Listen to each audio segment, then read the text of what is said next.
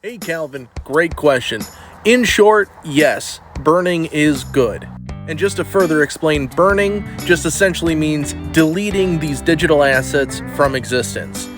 So when an ether is burned, it means it's no longer going to be made available to buyers like you and I. Now, for the long version of this answer, I'm going to dive into a little bit of the basics of supply and demand economics. Let's say you have an asset that people want, and there's 100 people, and there's 100 of this asset.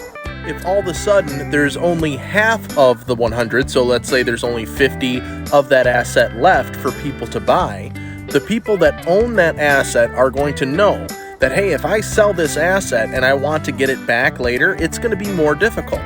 So I'm going to sell it for a higher cost. On the other end of that, the buyers are going to look at these assets and say, I want these assets, but now there's only half as many as there used to be. So I know that I have to pay more to get that same amount of asset. So for example, let's say that asset started off at $1, and all of a sudden you cut it in half, and now it's $2, $3, $4, because the market is saying, I'm willing to buy it for a higher price, and the sellers are willing to say, I'm willing to sell it for that same higher price. Okay, now how that relates to Ethereum is there is X amount of Ethereum, but as we are burning Ethereum, less of it is becoming available to regular buyers like you and I, thus driving up the price because people want to get their hands on it and they know that there's less and less becoming available over time.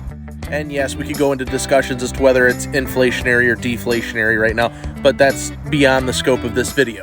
So to sum up supply and demand economics, if supply remains the same and demand remains the same, then the price will typically stay the same as well. If the demand stays the same, but the supply goes down, the price will go up to compensate. If the supply remains the same, but the demand goes down, right, less people want that asset, then the price will go down. And now relating finally to the crypto market, if you have something where the asset supply is going down, and the demand is going up, that's where you start seeing some parabolic opportunities with the price shooting upwards. I sincerely hope this video helped kind of guide you through some of the basics of supply and demand economics. And if you like these types of explanations, make sure you hit that like button and you hit that follow button. Thanks.